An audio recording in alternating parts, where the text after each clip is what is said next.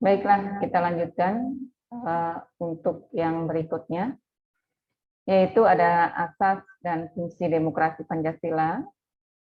Asas demokrasi Pancasila itu ada dua, yaitu asas kerakyatan dan asas musyawarah. Di dalam asas kerakyatan dan asas musyawarah mufakat ini merupakan suatu hakikat yang selalu berkaitan karena ini adalah wujud untuk menciptakan demokrasi Pancasila. Yang berikutnya ada fungsi demokrasi Pancasila. Fungsi demokrasi Pancasila adalah keikutsertaan rakyat dalam kehidupan bernegara, menjamin berdirinya negara Indonesia, menjamin tetap tegaknya negara NKRI berdasarkan sistem konstitusional, dan menjamin tegaknya hukum yang berdasarkan Pancasila, serta menjamin adanya hubungan yang sama, serasi, seimbang antar lembaga negara, dan menjamin pemerintahan yang bertanggung jawab.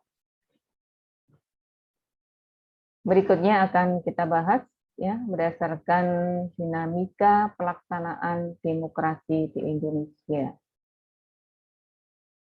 Yang pertama adalah periode 1945 sampai dengan 1949. Demokrasi pada periode ini adalah masih mengutamakan pers yang mendukung kemerdekaan.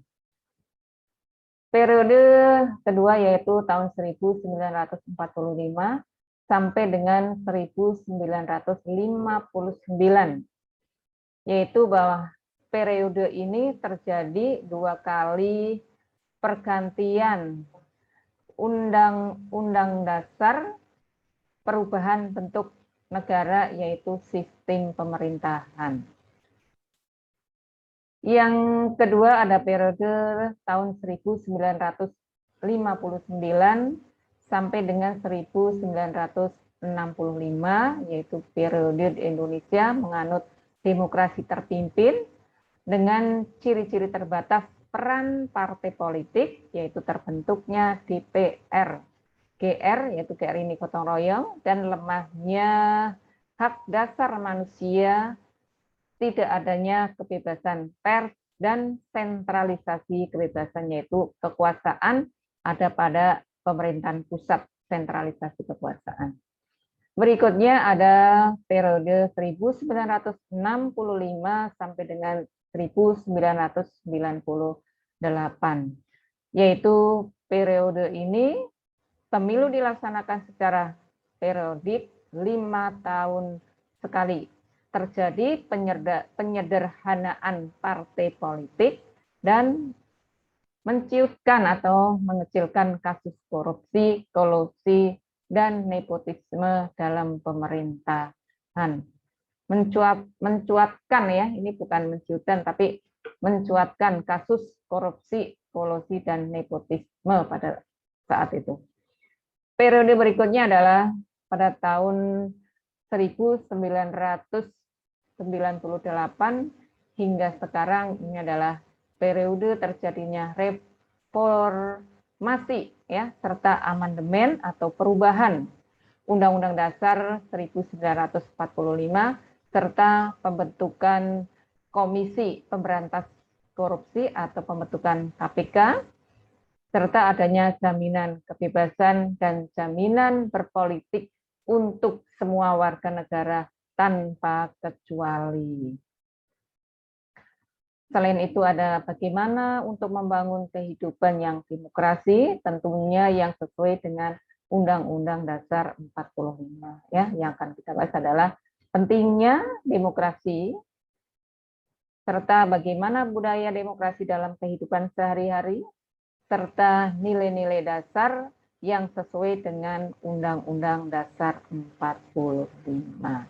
Ini adalah hal-hal yang perlu kalian ambil, ya, perlu kalian jalankan, ya, karena ini adalah nilai-nilai penting di dalam pelaksanaan demokrasi Pancasila yang bisa kalian laksanakan di dalam kehidupan sehari-hari agar demokrasi Pancasila terwujud selamanya. Yaitu apa sih pentingnya kehidupan demokrasi? yaitu sebagai persamaan kedudukan di muka hukum. Yang kedua, adanya partisipasi dalam pembuatan keputusan, distribusi pendapatan secara adil, serta kebebasan yang bertanggung jawab. Terus di sini juga ada perilaku demokrasi yang tercermin di dalam sikap sehari-hari, ya, yaitu adanya taat hukum, menggunakan musyawarah mufakat, serta melaksanakan keputusan musyawarah dengan tanggung jawab, serta memilih pemimpin dengan cara demokrasi, dan menuntut hak setelah kalian melaksanakan kewajiban. Adapun nilai-nilai demokrasi yang sesuai dengan Undang-Undang Dasar 45 adalah sebagai berikut. Adanya kebebasan menyatakan pendapat, kebebasan berkelompok, kebebasan berpartisipasi, adanya kesetaraan gender, adanya kedaulatan rakyat, serta rasa percaya diri, dan adanya kerjasama. Di dalam nilai-nilai demokrasi, ini sangat berkaitan dengan Pancasila, terutama sila keempat, dan Undang-Undang Dasar 45, khususnya pasal 28. Jadi Ibu harap ya di dalam materi demokrasi Pancasila bisa kalian ambil hikmahnya sehingga kalian akan paham dan tentunya akan melaksanakan nilai-nilai yang ada di dalam demokrasi Pancasila. Terima kasih atas partisipasinya kalian di dalam mengikuti pembelajaran ini.